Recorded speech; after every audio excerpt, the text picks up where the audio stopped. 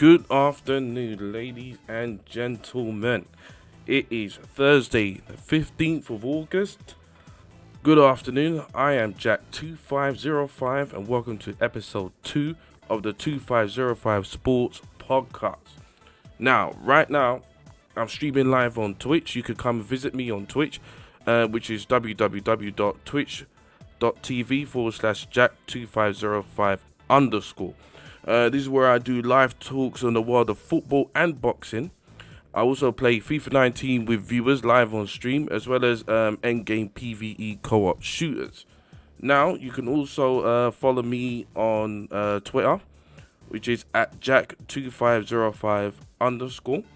And this will be uploaded to my YouTube channel, which is Jack Space 2505. Please feel free to like, share, and subscribe, and feel free to share your comments below. There's also a link to my Discord channel in the description. Discord is a really cool server that allows you to keep in touch with me and the rest of the community regarding the latest news concerning 2505 Sports and 2505 Gaming. So, let's get to it. So last night, as you guys saw, Liverpool, once again, have picked up a European trophy. Now, don't get it twisted, it was a tough game. Tough game against Chelsea. Chelsea done well. They've really, I think they've answered back after the 4-0 battering of Manchester United on Sunday. To be honest, I went with a prediction of 3-1 to Liverpool in 90 minutes. With Chelsea to get the first goal. Well, I got one of those right. But, it was not a game I was expected to see go to extra time. No way. But first of all, let's just start with, there was history made last night. History made last night by one person in particular. And that is Stephanie Frappant, the French female referee. Now, I thought she did really well last night. I mean, she looked like she had authority. Obviously, she knows what she's doing, and as well as the lineswomen. They done very well, and I think that she's a great advert for the rest of the female referees looking to get involved in the men's game. And to be honest, I think this is probably the best time for female referees to infiltrate the men's game due to the assistance of VAR, which I think has made refereeing not easy, but I think a lot easier than before, where, if everyone who's watched football before, and especially back in the days where it was offside, it crossed the line, it didn't, we'll be debating it for a day, week, month, years. But those days are looking to be gone now in football, where football seems to be a lot more fair and a lot more cleaned up. The one thing I am a bit confused about is the rule about you let someone score, keep the flag down when he scores, and then bring the flag up and then refer to VAR. I'm still a bit baffled about that. If anyone can explain that to me, either here live in chat or in the comments, that will be very much appreciated. So, it was the first ever Super Cup final between two English teams. Now, when the game started, I think Chelsea started pretty positively. Liverpool quite solid at the back. The one thing that did baffle me, I mean, Mane's overhead and Christensen handballed it. I thought that was a penalty. I know some of the commentators on BT were saying, "Oh yeah, he's a bit close. You have to give him the benefit of the doubt." But I thought that was a stone cold penalty. In which why was VAR not addressed in that situation? Why just let it go? So I think football went a little bit back in the days there for about a minute, and then the game then resumed. Like I said, I think Chelsea started positively. I think Lampard's men needed a response after the 4-0 drumming of Manchester United on Sunday. And to be honest, they did do that. I think they gave Liverpool a much better game than we were all expecting, especially the players. I think Liverpool were probably struggling with the with the Turkish heat a little bit more than the Chelsea players. The Chelsea players, they looked more fired up, a little bit more fresher in the first half, which then led to the Giroud goal after 35 minutes. Now Giroud, I know Giroud he gets a little bit of a hard time, especially in his Arsenal days, and I think he's a bit of an underappreciated player. He's not someone that people talk about much. I mean, he did pretty well for France at the World Cup, and he scored a lot of important goals for Chelsea as well. And last night, he delivered.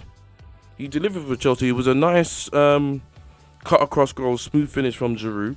And to be honest, I think he should have started against Man United. I really think he should have started against Man United, because I think if he would have started, I'm not saying Chelsea would have won, but I think it would have made the game a little bit more difficult. So I think Chelsea need to, Lamps, I think he needs to rethink his tactics, where I think he needs to go with experience. Obviously, because with Chelsea, with the transfer ban, you've got Giroud and you've got Tammy Abrahams. I think he needs to go with Giroud to start, and Tammy Abrahams to come on as that young, fresh impact player, and maybe start playing Tammy, starting him more maybe in the cups, but in the league and all the big boy games, you need your experienced players, and for me, it's got to be Giroud. So it was a good goal, great goal by Giroud. And then Chelsea had the opportunity to then go 2-0 up, but it was ruled out by VAR. Again, VAR is a tough system to argue with when it works. So yeah, that was Chelsea's opportunity to go 2-0 up. But again, ruled out by VAR.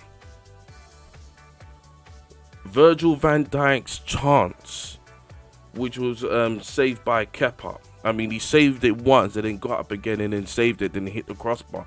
Almost, I would say, like a Gordon Banks, if anyone's old enough to remember that Gordon Banks save against Pele in the World Cup of 1970. Great save from Kepa. I thought that's it, 1-1. But great goal from Mane and a lovely flick from Firmino. Now, Firmino coming on and made an instant impact, come off the bench, replacing Alex Oxlade-Chamberlain. Now, Firmino, I mean, I'm a big fan of Firmino. I mean, I'm not trying to sound like some biased Liverpool supporter here, but when he first came to Liverpool, I couldn't stand him. I thought he was a bit flimsy. He wasn't really what I associate to be a typical Brazilian player. I don't think he's got the best first touch in the world, but I take back at least 90% of what I was saying about him. I think he's probably one of 2 Liverpool players I've ever been wrong about. The first one being Ben Ayoub. I thought he was garbage, and he came to Liverpool, and for that about 2.5 seasons, and he played pretty well. So it was the same with Firmino. Came on, great flick, unselfish as well. Very unselfish, where I think most strikers would have just gone for it for himself, but he saw Mane was in a better position, flicked it over to Mane, and bang, 1-1. The Reds are back in the game. So from there, I think Alex Oxlade-Chamberlain, I did feel a bit sorry for him. I mean, he didn't really get that much of a chance to show what he can do. I know he had a pretty good pre-season, but I think maybe things are a little bit too early for him. And again, Liverpool should really use players like Lallana, like the Ox, for the cup games as well. Start them, let them get some, get some minutes, and maybe get a couple of reserve games in, because he needs games. He needs games, and we all want to see Ox get to a level that we all know he can get to. That level, not last season, the season before, when he was absolutely killing it, and basically lost that. He's so unlucky with the injury. So it then goes to extra time. Extra time, I'm thinking, oh god, I mean, it was getting late, and to be honest, I was going to do this podcast last night, but I ended up doing a live stream and just speaking with a couple of viewers in stream, but decided to then do the podcast in the afternoon, which I felt I'll probably give a much better performance and give me some time to go over the game again. So Mane again gets that 95th minute banger. Mane, it's got to say, I think he is my favourite Liverpool player. I think he is amazing, and I actually prefer him to Salah. I think, in some ways, I think he's even better than him. I actually prefer him to Salah. But don't get me wrong, still a Salah fan. Still love the guy. But Mane getting that 95th minute goal, and I thought, right, that's it. Liverpool are in front for the first time in the game, and they're gonna take it. Well, then, at least 5 minutes later, Adrian brings down Tammy Abrahams in the box to give Chelsea basically a stonewall penalty. Can't argue with that. He brought down Tammy Abrahams. He can protest all he wants, but it's a fair play. And Jorginho converted, so it's 2-2. After 2-2, I was like, right, this is definitely going extra time. And then with extra time, and then going to penalties. And then with penalties, every single penalty converted by a Liverpool player. And then at the end, you get Tammy Abrahams, who misses the penalty, in which Liverpool are Super Cup champions, I think for the fourth time in their history. And for me, man of the match, Mane. Now, it was a tough game for Liverpool. I think with the preseason tour of America, plus coming back for the Community Shield, and then I think the battering of Norwich on a Friday night done them good, and then having to come Istanbul, I think I don't want to sound like I'm making excuses for Liverpool, but I think those sort of early trips sort of took its toll last night. I think if the game would have been here in England, I think it would have been a comfortable victory for Liverpool. But I think it was struggling with the heat at first. But I admire them for even though Liverpool were not, I think sometimes when people watch Liverpool now, especially because not just Liverpool fans, but I think the odd neutral and the media, they've been so spoiled by Liverpool, 3/4 of the time smashing teams, entertaining people, and when Liverpool win and don't give that performance, it's a problem. So, but I don't think it's something that people need to sort of look into that much. But Chelsea, to be honest, I'm still going to go with the fact that they're going to struggle this season. I'm still sticking to what I said in the previous podcast and in my tweet, that the fact that I think they will finish 6th. And Lamps, I think he will struggle. Will he last to the end of the season? I don't think he will. I don't like saying those things. Obviously, he's a young manager. You got to give him time and all those football cliches. But you know what football's like. You're not going to get time. So I think Chelsea got Leicester. I think Leicester the next home game. And Leicester, they're Leicester are a decent side. They're not easy. So let's say Chelsea lose that game. Then what? But with Liverpool, again, I'm going to repeat what I said in the previous episode, that I'm not worrying too much. But this I have to get off my chest, and I can't believe I'm 2 episodes in and I cannot keep this in. I think Jordan Henderson, I think he is an awful player. He is the most bang average Liverpool captain you'll probably ever see. He is so average, it's unbelievable. And I struggle to see what he's good at. Alex Ferguson, a few years back, if anyone remembers Fergie's autobiography, when Fergie had a lot to say. He had a lot to say about Liverpool. He had a lot to say about Roy Keane. He had a lot to say about Arsenal. But I remember the one thing he said about Jordan Henderson. He said, the boy can't run. Sorry about my bad Fergie impression. When Fergie said that, I couldn't stop laughing. Even as a Liverpool supporter, because Fergie was right. He can't run, he can't pass, he can't defend. And when Liverpool were having their defensive problems between Rodgers last season, well, they always had defensive problems under Rodgers, but just that they were just outscoring everyone. But when Liverpool were at the peak of their defensive problems, where they couldn't keep a clean sheet to save their lives, Millionaire was letting in goals left, right, and centre. Jordan Henderson, for me, was a big part of the problem because he's supposed to be that guy protecting the back four. But once Virgil van Dijk came in, and plus Alisson, it was all smoothed over. Now let's talk about the goalkeepers. It's obvious Liverpool are missing Alisson, and this is one of the things that I was always worried about. I'm so happy Karius and Millionaire are out of the club, because as goalkeepers, I said from day one, that's in particular Millionaire, couldn't stand him. I think he was an awful goalkeeper, crap judgment. He'll have 1 or 2 good games every, I don't know, 8 to 10 games. And for the life of me, he drained the confidence out of me. And I'm just a spectator. I'm not a professional player. And when the team doesn't have, when the goalkeeper doesn't have confidence in himself, and when the back four, because no Liverpool defender could say I had complete faith in that man. And he wasn't a commanding goalkeeper either. Alisson comes in and light years difference.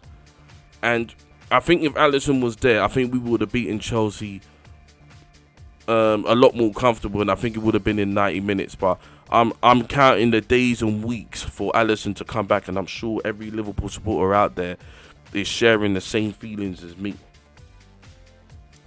But overall, I was very happy Liverpool won last night.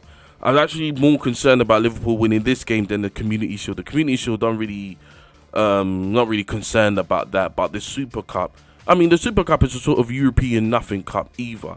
But it is something that I enjoy watching Liverpool win European Cups, just like every other Liverpool supporter. I was very happy that they won it. They got that one in the bag, and hopefully they'll go on to win the World Club Championship. Which I think the last time Liverpool were in it, I think they lost to Sao Paulo all those years ago. But overall, I'm looking forward to the Southampton game. Away to Southampton, 3 o'clock on Saturday. So I'll definitely be paying attention to that, as well as the live Arsenal game, Arsenal-Burnley, and City Spurs in the evening. So that'll be a spicy game, and definitely be watching that. And hopefully Spurs will give them a good game and do some damage. But I want to move on. I want to move on to some breaking news that I wasn't really gonna. I didn't know about it, but I thought, this can't be avoided. So, I just finished a shift at work, and I checked my Twitter feed, and I see Mr. Conor McGregor trending. And I thought, ooh, what's going on here? Why is the Irish magician, the Irish Bruce Lee, why is Conor trending? I thought, oh God, he's coming back into the cage. He's going to fight Khabib again. We're going to get Nate Diaz free. He's going to fight Floyd. He bought a new fur coat. What's going on? Then I see footage of Conor McGregor that looks like a Weatherspoons in Dublin or something. I don't know. Looks very local. And he appears to be talking to a few men at the bar. And he seems to be pouring, looks like shots of whiskey or something like that. Then he seems to salute some men at the far end of the bar. And then he just seems to have a sort of, when you're talking to someone, you sort of almost putting your forehead on them in a very aggressive way. So he's doing that to the man who just seems to be quietly drinking at the bar. And then Conor has another sip, and then the man turns to him, says something, and then Conor gives him a left hook to the face.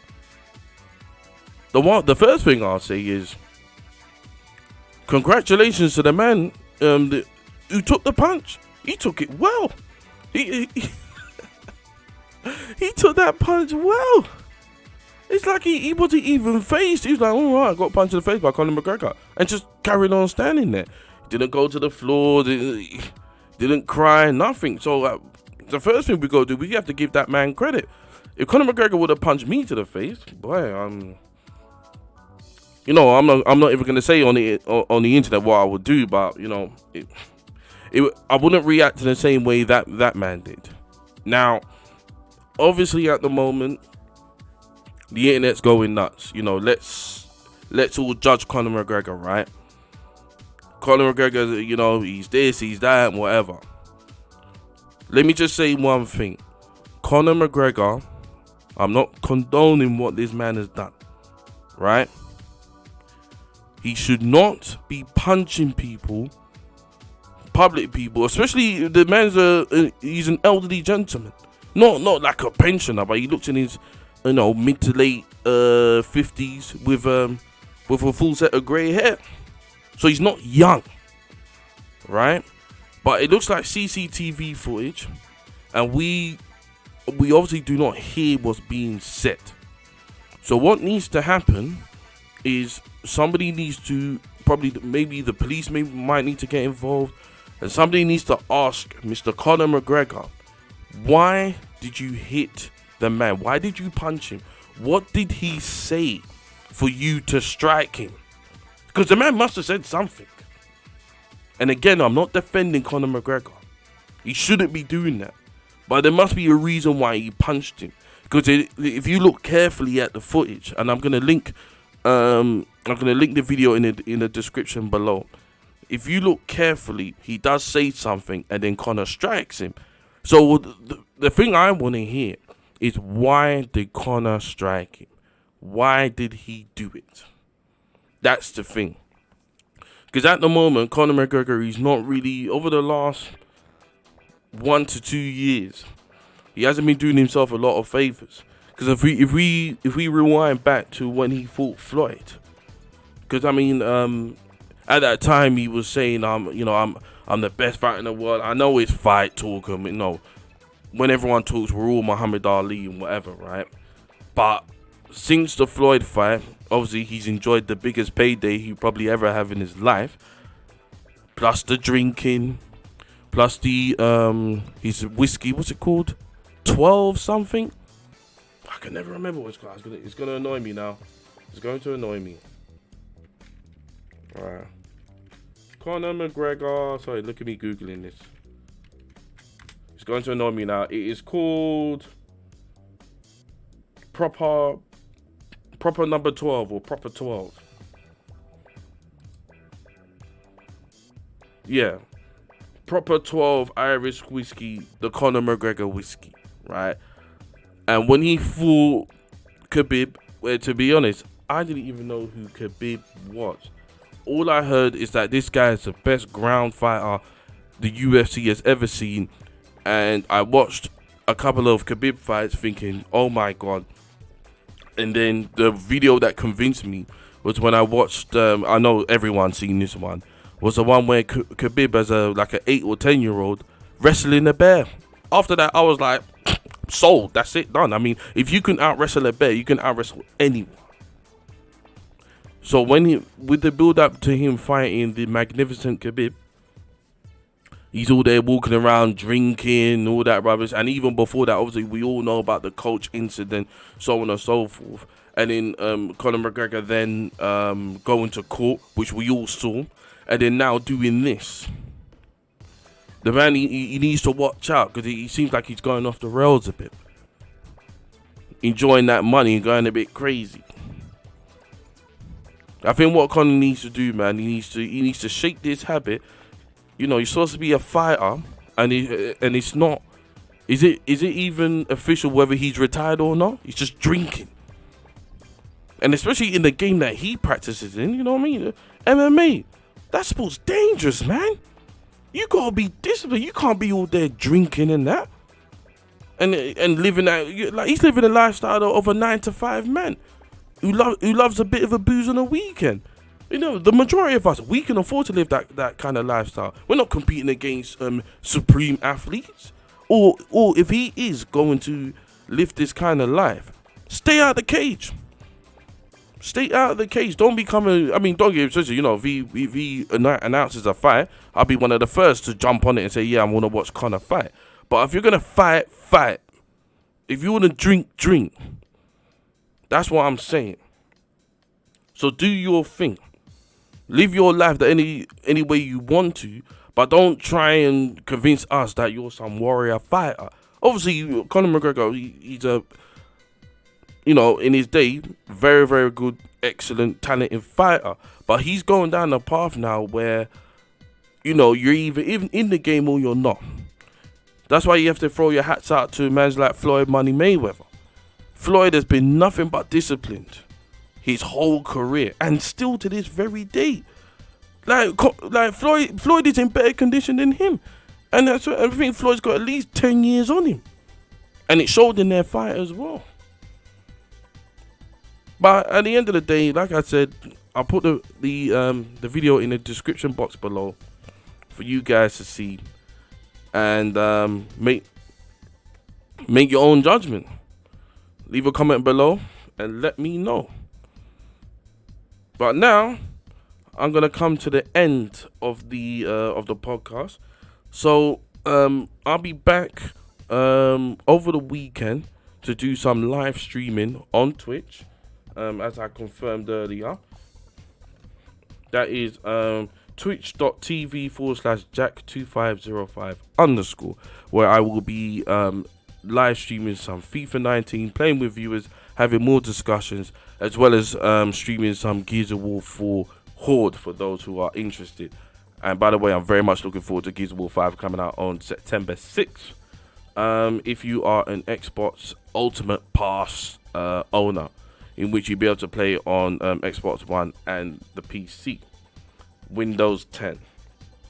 But what I'll say is thank you very much for listening. Please like, share, and subscribe.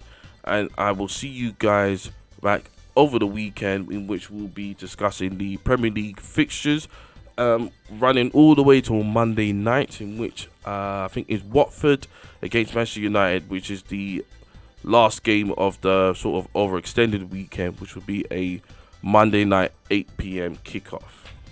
So this is Jack 2505 representing 2505 Sports, the streaming sports chat on Twitch, as well as being uploaded to YouTube. Adios, amigos.